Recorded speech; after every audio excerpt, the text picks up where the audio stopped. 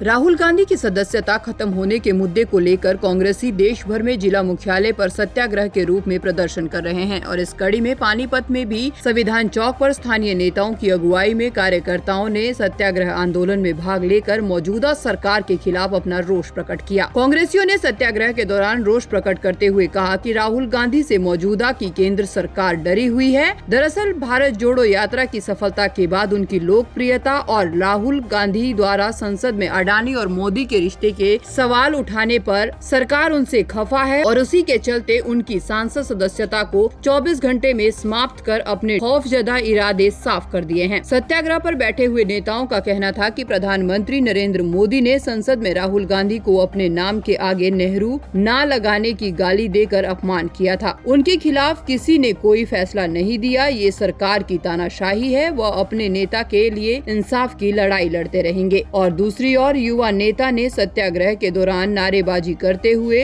पूर्व प्रधानमंत्री अटल बिहारी वाजपेयी कथन की याद दिलाते हुए कहा कि सरकारों को घमंड व नशे में नहीं रहना चाहिए बल्कि छोटे मन से बड़े काम करने चाहिए।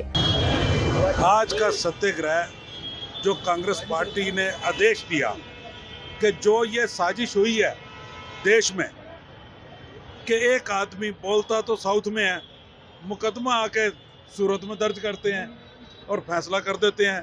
जब राहुल जी ने यह पूछा कि अडानी से आपका क्या संबंध है प्रधानमंत्री जी, तो उस बात पे जवाब नहीं और उस सवाल को पार्लियामेंट के उसमें से भी निकाल दिया और ये फैसला सुनवा दिया।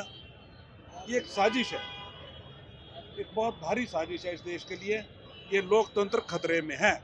आज सत्याग्रह आज हमने इसलिए किया कि लोकतंत्र को बचाना, देश के नागरिक, हर नागरिक के अधिकार को बचाना। आज हम संविधान चौक में बैठे हैं, संविधान को बचाना, इसलिए हम यहाँ सारे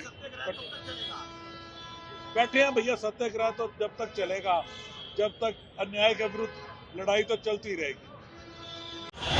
कहा क्या उन्होंने?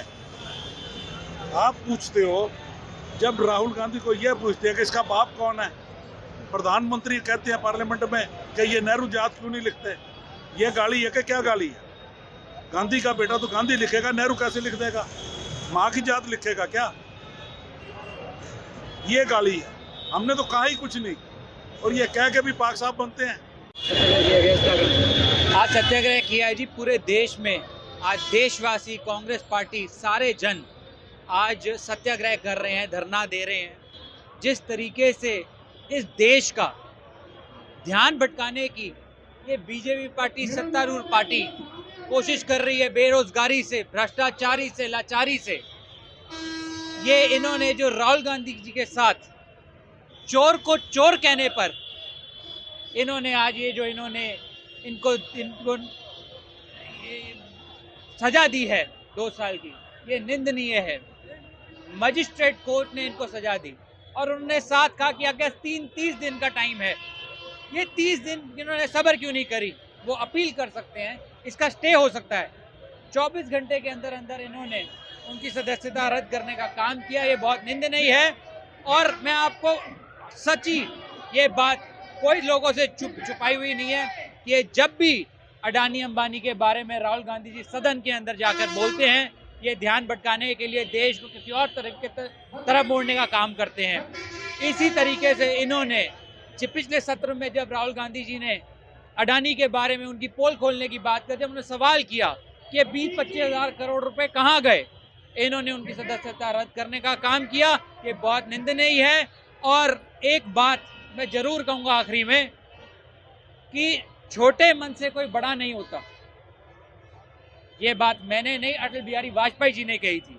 ये हरकतें जो बीजेपी कर रहे हैं, ये हमारे बीजेपी के नहीं, हमारे देश के प्रधानमंत्री जो बीजेपी से आते थे, अटल बिहारी वाजपेयी जी, उन्होंने कही थी कि अपना छोटा मन छोड़ो, बड़ा मन करो, देश की तरक्की के लिए काम करो, एक दूसरे को गिराने का काम ना करें। बीजेपी को अब ये भ्रष्ट सरकार से लोगों का विश्वास उठ चुका है। आने वाले समय में लोग इनको वोट की चोट से इनको जवाब देंगे।